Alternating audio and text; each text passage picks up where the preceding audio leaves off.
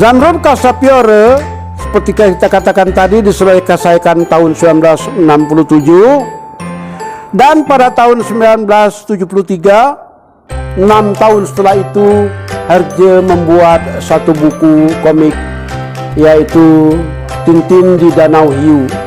Sayangnya buku tersebut tidak cepat diterbitkan, melainkan baru pada tahun 1983 diterbitkan, dan diterbitkan tersebut tidak begitu banyak beredar. Pembacanya juga lebih banyak justru menonton filmnya. Kisah tersebut merupakan kisah misteri yang dilakukan oleh Tintin, dan penjahatnya juga Rastapopoulos. Gramedia tidak menerbitkan buku tersebut, akan tetapi Indira memang pernah menerbitkan pada tahun 1983, dan buku tersebut sulit ditemukan. Baru pada tahun 1976 Hergé kembali lagi menerbitkan buku, bukan Hergé yang menerbitkan buku, Indira menerbitkan buku pada tahun 1981, dan tahun 1976 Hergé membuat bukunya yang termasuk menjelang terakhir, yaitu Tintin dan Picaros. Buku Tintin dan Picaros itu sudah dikarang oleh Hergé dalam usianya yang sudah pada waktu itu 69 tahun. Jadi dalam usia 9 tahun, tokohnya Tintin dan Milo masih tetap dikirim pada waktu itu ke Amerika Selatan. Ini dikisahkan yaitu Jenderal Alcazar kembali lagi dikudeta, terusir, dan yang mengusir Jenderal Alcazar dari Republik San Theodoros adalah Jenderal Tapioca. Nah, Jenderal Tapioca tersebut mengatakan atau memfitnah bahwa Puri Morlin Sar atau Puri Marlin Spik dijadikan sarang untuk mengadakan makar atau pemberontakan terhadap dirinya. Nah, hal tersebut diklarifikasi oleh Tintin dan Kapten Haddock dengan pergi ke Amerika Selatan, ke Republik San Theodoros untuk bertemu dengan Jenderal Tapioca. Ternyata di sana, di San Theodoros, Bianca Castafiore itu sudah diadili atas perintah Jenderal Tapioca dan dimasukkan ke dalam penjara. Berkat bantuan seorang kolonel, maka Tintin dan Kapten Haddock berhasil membebaskan, mengembalikan Jenderal Alcazar ke tampuk kekuasaan.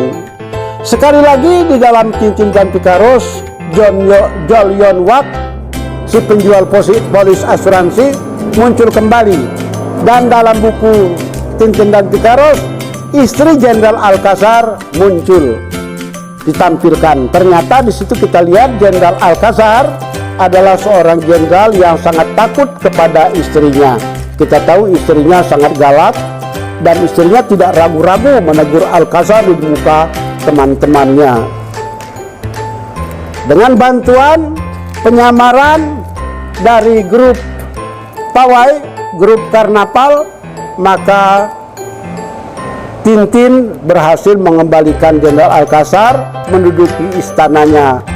Jenderal Tapioca tidak dibunuh, tetapi Jenderal Tapioca dipenjarakan, walaupun Jenderal Tapioca merasa ini adalah kejahatan, karena biasanya kalau revolusi, jenderal presiden yang tersingkir harus dibunuh, tetapi Tintin tidak membunuhnya. Juga di dalam Tintin dan Picaros muncul dua orang detektif yang tidak kompeten sama sekali, yaitu Thomson dan Thomson. Thomson dan Thomson menghadapi regu tembak dan terselamatkan karena pada beberapa menit sebelumnya Tintin telah menguasai istana bersama rombongan karnaval. Dalam Tintin dan Pikaros juga kita bisa melihat satu kuil di Amerika, di daerah Meksiko, yang juga ditampilkan oleh dalam satu adegan.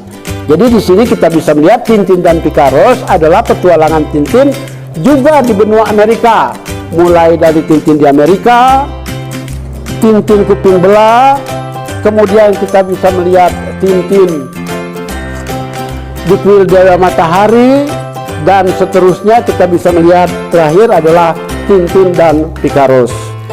Tintin dan Pikaros adalah buku yang kita lihat dibuat tahun 1976 dan baru tahun 81 diterbitkan oleh Indira. Tahun 2009 diterbitkan juga oleh Gramedia.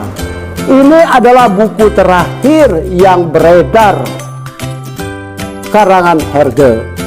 Ada juga karangan-karangan Herge yang lain, ya, seperti misalnya Tintin dan Alpha Arts.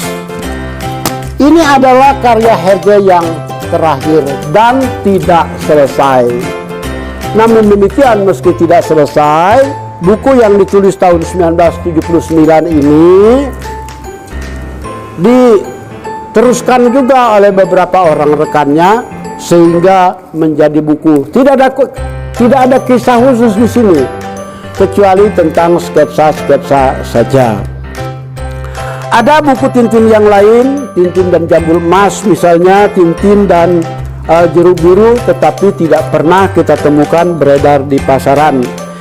Konon kabarnya Indira pernah menerbitkan kedua buku tersebut, Tintin dan Jambul Emas, Tintin dan Jeruk Biru, akan tetapi tidak pernah sampai kepada kita bagaimana bentuk buku tersebut. Yang jelas, Tintin merupakan suatu kisah yang sangat menyegarkan, menantang kita untuk berpikir dan menguji inteligensi kita. Tintin bukan hanya bacaan anak-anak tetapi juga orang dewasa. Museum Gubuk Wayang sebagai suatu pusat budaya yang bergerak di bidang budaya mencoba untuk tetap eksis. Lewat buku-buku semacam ini melestarikan budaya, membahagiakan anak-anak Indonesia. Konon menurut para Den, bahagianya suatu bangsa dilihat dari kebahagiaan anak-anaknya. Nah, atas paradigma tersebut, Museum Gubuk Wayang tetap mencoba untuk menyajikan sesuatu yang berharga bagi masyarakat dan bagi anak-anak, mencoba memberikan pelajaran bagi masyarakat dan juga bagi anak-anak. Sobat budaya, sampai jumpa lagi. Demikianlah kisah akhir dari penerbitan Tintin yang dilakukan oleh Herge, seorang pengarang dari Belgia yang telah wafat pada tahun 1983. Makasih.